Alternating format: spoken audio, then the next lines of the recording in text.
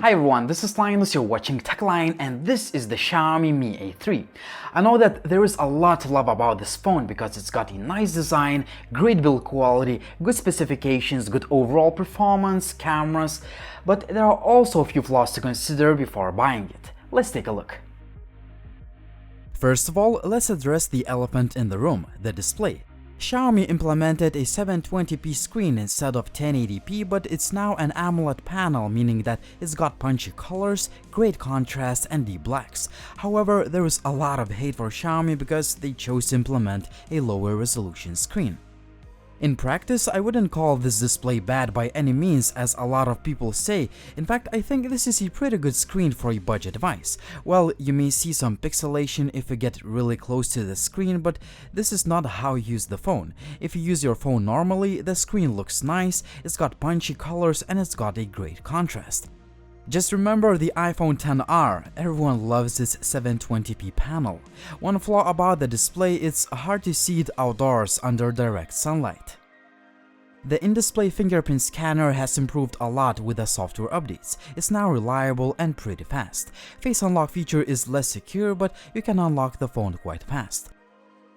The design of the phone is trendy. Glass on the front and rear, and a plastic frame that is polished so it looks like it's made of metal, but it's not. Honestly, the backplate feels a little bit plasticky as well, but Xiaomi wants you to believe it's made of glass, so let's call it Glastic like Samsung does. The buttons are nice, and I like how the phone feels in the hand thanks to nicely curved backplate, good weight distribution, and overall ergonomics of the device. A triple camera setup of the Mi A3 is definitely one of the highlights. I'll talk about it in just a bit. Other things that I love about the Mi A3, a headphone jack with decent sound quality but worse sound output than its predecessors, a micro SD card slot, a tiny LED notification light, very good loudspeaker, and a USB Type-C port. A Snapdragon 665 has plenty of power for gaming, especially if you consider the fact that it doesn't need to push many pixels on this phone. Gaming performance is pretty good. You should be able to play most of the demanding games without any issues. However, don't expect to play the PUBG on HD graphics. The game interface simply won't let you switch to this graphics setting. If you select a smooth graphics setting, you'll be able to enjoy this addictive game for hours.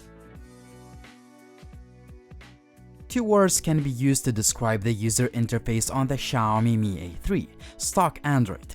No bloatware, no ads, just pure Google experience in a budget segment. The phone is really fast and snappy no matter what you do with it. Excellent overall performance. A triple camera setup not only looks great on paper, but it also delivers in reality. You can get really nice shots out of this camera setup, but not all of them are perfect. For example, I wish wide-angle shots had more detail and dynamic range was better. Speaking of dynamic range, I took a few shots with the HDR feature on, and some of the shots look ridiculously unnatural. This may also have something to do with the Xiaomi's AI algorithm. I hope Xiaomi fixes this with future software updates. The stock camera app also allows you to take pictures with 2x digital zoom, and the results are quite decent. A dedicated depth sensor does a really good job for portrait images. Night image quality is good if you use a dedicated night mode. If you use an auto mode, zoom, or wide-angle camera, the results will not impress you.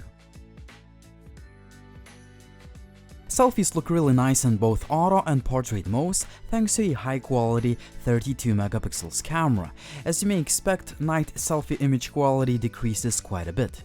The Xiaomi Mi A3 is capable of shooting some nice-looking 4K video with lots of detail and sharpness, but as usual to budget phones, stabilization is pretty much non-existent in 4K mode. Therefore, I suggest you recording videos in 1080p for that nice and stable footage Xiaomi phones have been famous for. You can also use wide-angle camera for videos, but the overall quality is just average, I would say.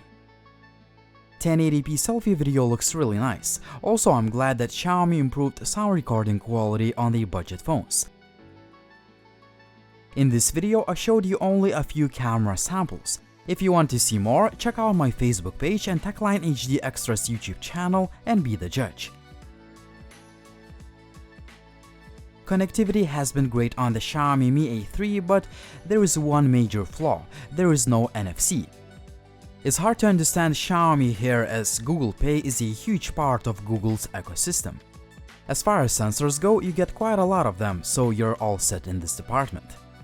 Battery life has been solid, especially after a few recent software updates.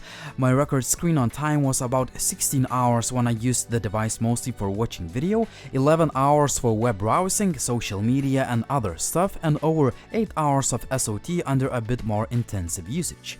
The phone supports 18 watts fast charging, but it ships only with 10 watts charger in the box that fully charges the phone in about 2.5 hours, which is quite a lot.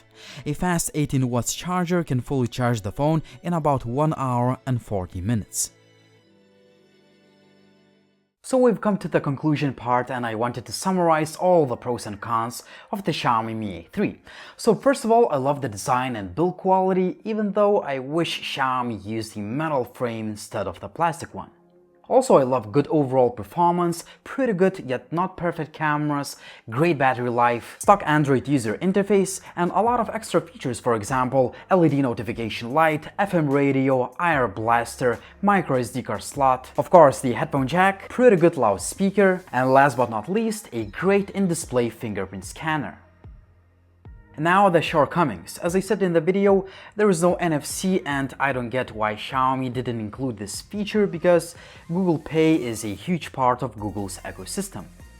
Now the display is not as bad as some people may think once they take a look at the spec sheet. I think it's a pretty good panel for a budget device, but I still wish it was 1080p, and also sunlight legibility could be better. Lastly, I wish Xiaomi included a fast 18 watts fast charger, not the 10 watts charger in the retail packaging.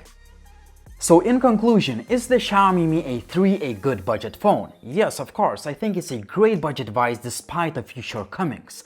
However, I would also suggest you to take a look at the Xiaomi Redmi Note 7 or the Redmi Note 7 Pro, because I think those phones look a little bit better, they have better displays, but they run on the MIUI.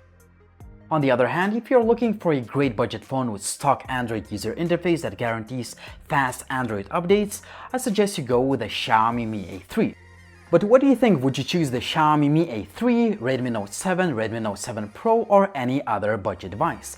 As always, like the video if you liked it, please drop me a comment down below if you have any questions, please subscribe to the channel if you haven't already, and as always, it was Linus, thank you for watching, and see you soon.